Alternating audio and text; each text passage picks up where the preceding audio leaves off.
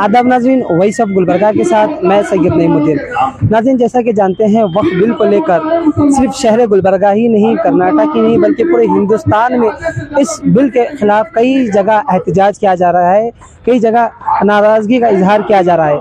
इसी तरीके से यूथ फेडरेशन की जानिब से आज शहर गुलबर्गा में एक दिन का धरना यहाँ पर जगह जगह पर रखा गया है।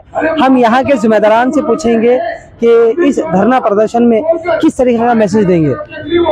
जैसा कि आप जानते हैं कि ये रैली जो है नेशनल चौक से जो है निकाली जा रही थी, मगर अचानक इसको कैंसिल किया गया है।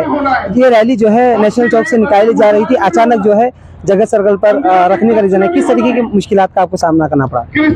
देखिए, जब कभी नौजवान हो या फिर इस देश के अंदर जो भी लोग संविधान के मुताबिक, कॉन्स्टिट्यूशन के मुताबिक अपने डेमोक्रेटिक राइट्स को इस्तेमाल करते हुए जो भी एहतजाज करते हैं, उन एहतजाज को ऐसी सरकारें दबाने और कुचलने का काम करती हैं।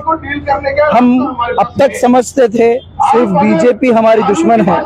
मुझे लगता है कि सिर्फ बीजेपी दुश्मन नहीं है, जो बीजेपी का नाम लेकर जो डरा कर वोट लेने वाली ऐसी सरकारें भी, वो भी बीजेपी का काम करती हैं। गुलबर्गा शहर के अंदर हमने रैली जो अनाउंसमेंट किया था, रैली प्लस धरना, हमने एक ये डिस्कशन के साथ, एक परमिशन के साथ, लीगल प्रोसीडिंग के साथ ये तमाम चीजें की थी। लेकिन हमें परमिशन ना दिया, ठीक है, परमिशन नहीं देते बोलकर एक लेटर दे सकते थे, लेकिन उन्होंने, डिस्ट्रिक्ट एडमिनिस्ट्रेशन ने उल्टा हम पर, खासकर मुझ पर 1 लाख का बॉन्ड बेल लेकर वो हमसे बॉन्ड लिए हैं ताकि हम रैली ना कर सके। ये सिर्फ और सिर्फ एक घटिया तरीके की सियासत है जिसको हम कंडेम करते हैं।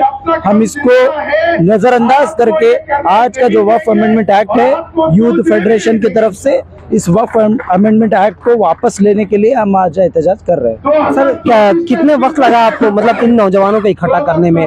काफी वक्त लगता है। आपने इस रैली में, हमने इस एहतजाज में हमने देखा है काफी सारे नौजवान हैं। एक्चुअली जब भी कोई प्रोटेस्ट होता है तो एक्चुअली एज वाले होते हैं, मगर इसमें हमने देखा है कि पूरे नौजवान है। किस तरीके से आपने नौजवानों का जहन बनाया, किस तरीके से उनको इकट्ठा किया? देखिए, खासकर गुलबर्गा शहर में सिर्फ मीटिंग पे मीटिंग हो रही थी, कोई रिजल्ट नहीं आ रहा था और नौजवान नाराज थे।